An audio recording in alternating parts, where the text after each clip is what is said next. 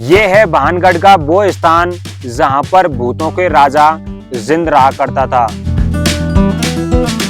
ये वो स्थान है भानगढ़ किले का जहां पर आज भी भूत निवास करते हैं। ये है भानगढ़ का सबसे डरावना स्थान जहां पर आज भी कोई नहीं जा सकता। ये भानगढ़ के भूतिया और डरावने किले से संबंधित दूसरा वीडियो है। यदि आपने पहला पार्ट नहीं देखा तो नीचे डिस्क्रिप्शन में लिंक दे रखा है, वहां से जाकर आप देखिए। तो चलिए दूसरे पार्ट को स्टार्ट करते हैं। तो अभी मैं इस भानगढ़ किले के गणेश पोल पर आ चुका हूं, जो हिंदू सभ्यता में बहुत ही धार्मिक और पवित्र माना जाता है। तो चलिए आपको इसके अंदर से होकर ले चलते हैं। और आप जो सामने की तरफ ये महल देख रहे हैं, इसी महल में भूतों के राजा जिंद रहा करते थे। तो चलिए आपको उस स्थान को भी दिखाते हैं। तो अभी मैं भानगढ़ किले के उस स्थान पर आ चुका हूँ जहाँ पर भूतों के राजा जिंद रहा करते थे। तो आप देख सकते हैं ये बहुत ही डरावनी है और मुझे इसमें थोड़ा थोड़ा डर भी लग रहा है, लेकिन मैं इसके अंदर नहीं जाऊंगा, आपको जूम करके ही बताऊंगा। तो आप देख सकते हैं ये बहुत ही डरावना स्थान है और यहाँ पर कहते हैं कि भूतों के राजा जिंद रहा करते थे और आज भी उस जिंद की पूजा की जाती है।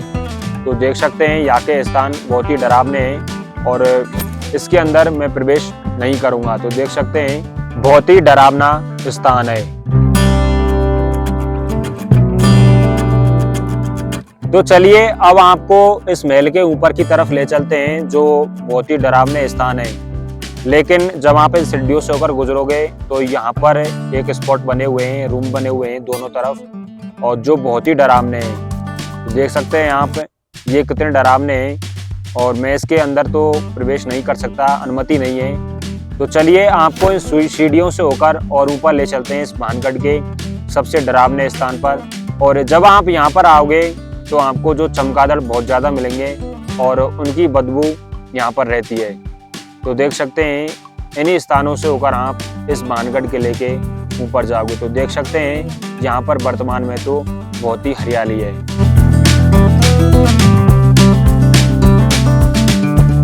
तो अभी मैं इस भानगढ़ किले के ऊपर आ चुका हूँ। तो आप देख सकते हैं ये पूरा का पूरा खंडर हो चुका है। तो इसमें कहा जाता है कि ये जो महल बना था साधु की जमीन में बना था और उसने एक शर्त रखी थी कि मेरे महल से ऊंचा कोई भी महल नहीं होना चाहिए, लेकिन माधव के पुत्र अजब ने उससे ऊपर बनवा दिया था, तो उसी के कारण ये नष्ट हो गया था। तो देख सकते हैं ये पूरा का पूरा अभी खंडर है।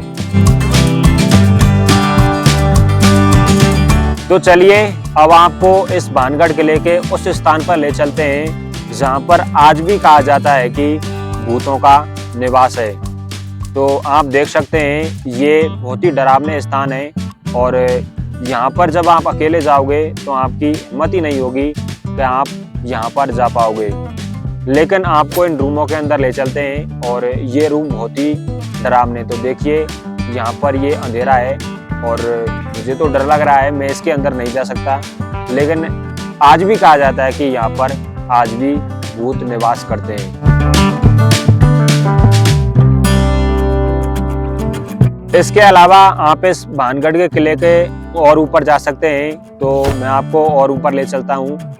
इन सीढ़ियों से होकर आप इसके ऊपर चल सकते हैं। और अब तो ये पूरा का पूरा खंडर हो चुका है, लेकिन यहाँ की जो ऐतिहासिक चीजें हैं, ऐतिहासिक दृश्य हैं, वो आपको बहुत ही सुंदर लगेंगे। तो देख सकते हैं ऊपर से इसका कितना सुंदर व्यू आ रहा है।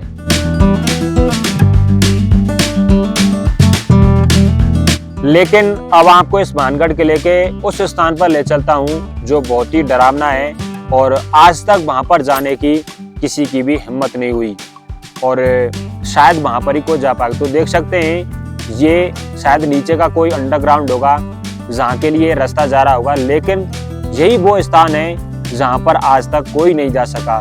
और जब आप इसमें अंदर प्रवेश करोगे तो यहाँ पर बहुत सारे चमगादड़ हैं जो आपको बहुत ही डर प्रतीत करवाएंगे। तो देख सकते हैं ये इस किले का सबसे डरावना स्थान है। लेकिन आप जो सामने की तरफ ये बाउंड्री वॉल देख रहे हैं, ये बाउंड्री वॉल प्रथम बाउंड्री वॉल है जो इस महल की रक्षा करती है, और जब कोई भी दुश्मन इस पर आक्रमण करेगा तो उसको इस बाउंड्री से होकर गुजरना पड़ेगा। तो देख सकते हैं ये महल भी काफी ऊंचाई पर बना हुआ है। लेकिन इसमें एक सोमेश्वर मंदिर भी बना हुआ है जो महादेव जी का मंदिर है, और राजा इसी मंदिर पर आकर पूजा पाठ किया करते थे, और ये मंदिर भी बहुत ही ऐतिहासिक है। तो देख रहे होंगे सामने से, चलिए आपको इस मंदिर पर ले चलते हैं।